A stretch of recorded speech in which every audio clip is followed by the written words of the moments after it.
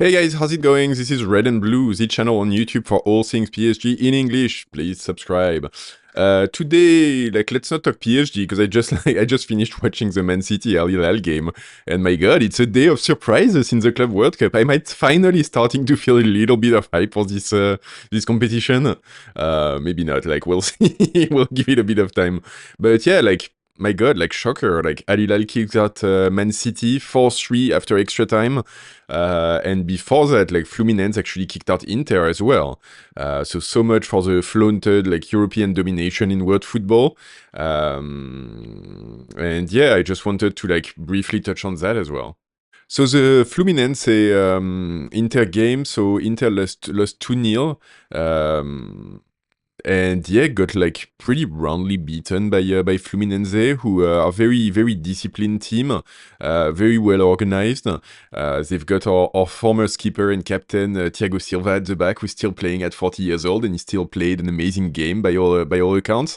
And I think on the other side, Inter since losing the Champions League final and even before that, they've been on a very clear downward trajectory. I think physically they're a team of old men, and it definitely showed in the later stages of the season. And I think ultimately at this point, having changed their coach as well, yeah, they're just not really in a position to compete. Their group stage fixtures in the Club World Cup were very underwhelming, if I'm honest.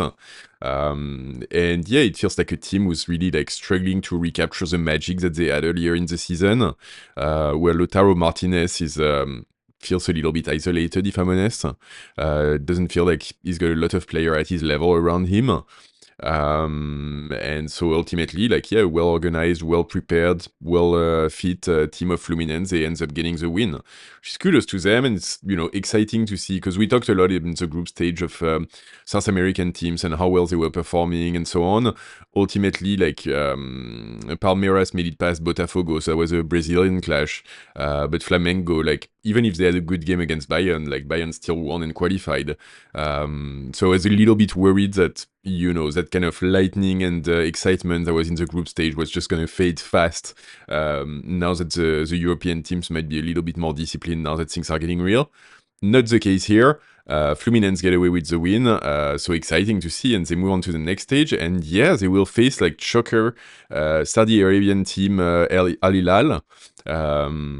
So that game against Man City was very interesting, because obviously Man City is Man City, and they've been treating world-class team, Pep Guardiola at the helm, Haaland on the pitch. I'm not going to list all of the players, but literally world-class at every place on the pitch.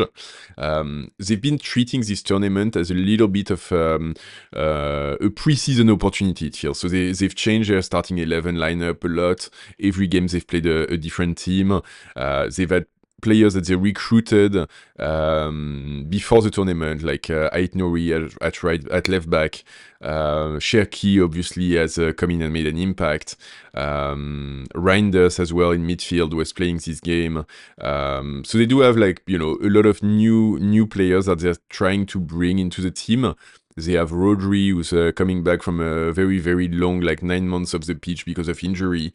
And yeah, for them, Man City has had a hard season. They didn't perform anywhere close to expectations. They were off the pace when it comes to the Premier League, and obviously in the Champions League they got kicked out early, I think by Real Madrid, if I remember right.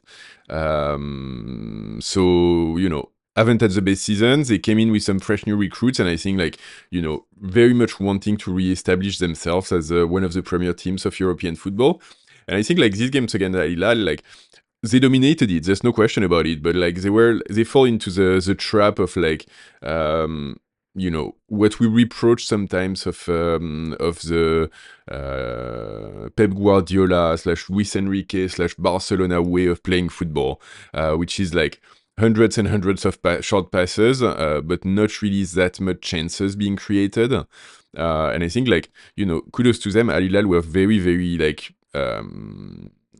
very well organized. They had a very well thought out plans. The way they were like doubling up on Doku every time Doku would get close to the ball. The way like they had so much density in the center with Koulibaly like just pulling a stunner of a match. Even Neves came down from midfield to play in central defense. So they did have like really a lot of density there.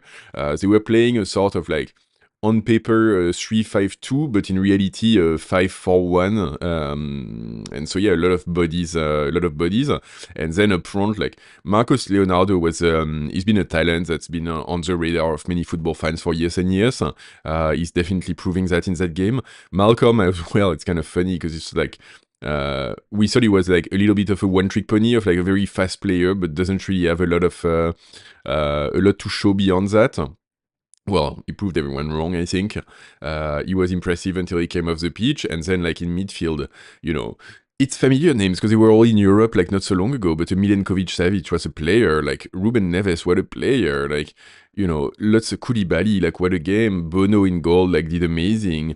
They had Joao Cancelo as well, who's like an amazing fullback.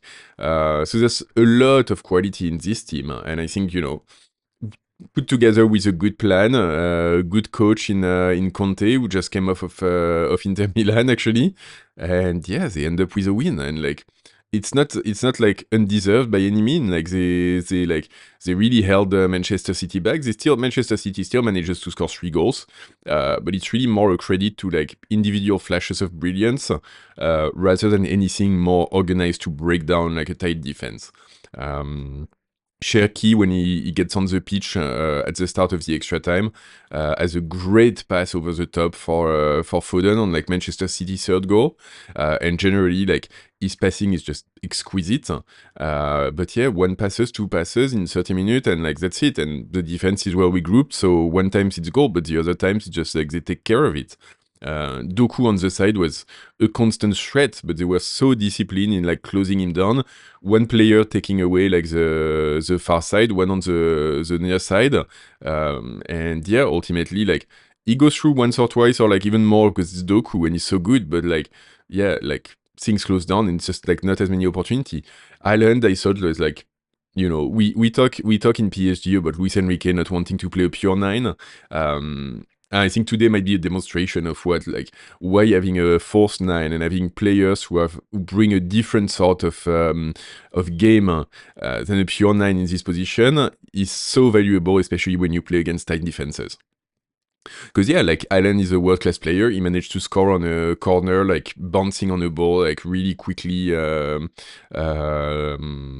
yeah, scoring off of that. But at the same time, like, do you want to take that versus like Dembele, who will go back into midfield, who will move, who will drag defenders with him, who will create mayhem at every turn, is not as clinical. Dembele is never going to be as clinical. He's not as physical. But in terms of like the danger that he creates for himself and also for others, it feels to me that like there's a word in which it's you know, creating more for our team and more dangerous to have on the pitch than having Haaland. Not turning down Haaland if he wants to join PSG, by the way, you know, perfectly happy with that. So yeah, ultimately, like AlHilal managed to close the deal. It was crazy because they were done 1-0 in the first half, and then like beginning of the second half, they come back 1-1. Then they score the second goal in like quick succession. They go 2-1 up. Then Haaland scores, and it's 2-2. AlHilal thinks like they're gonna get a penalty, but there's a offside, so it gets disallowed. The game like ends at 2-2, so it goes into extra time. They score and lead 3-2, and Manchester City like comes back on that goal from Foden on a pass from Cherki, and then like finally like in the second half of extra time, like Marcos Leonardo scores this goal like really like with his gut more than anything. Like literally, like at this point there's no technicity, there's no like, you know, intentions, just with his gut, and they managed to hold off, and like, you know, brilliant. The kind of games that like, you know, neutral football fans will definitely enjoy. A lot of emotions, a lot of like grit, and you know, playing football from the heart. So really great to see, and yeah, like what a win for them. So I think that's it for me, like for those 2 games. We're qualified PSG, and like we'll play Bayern Munich, I think, on Saturday in Georgia, in Atlanta.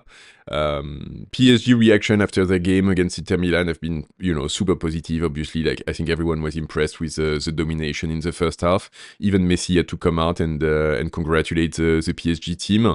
Now we're on to Bayern.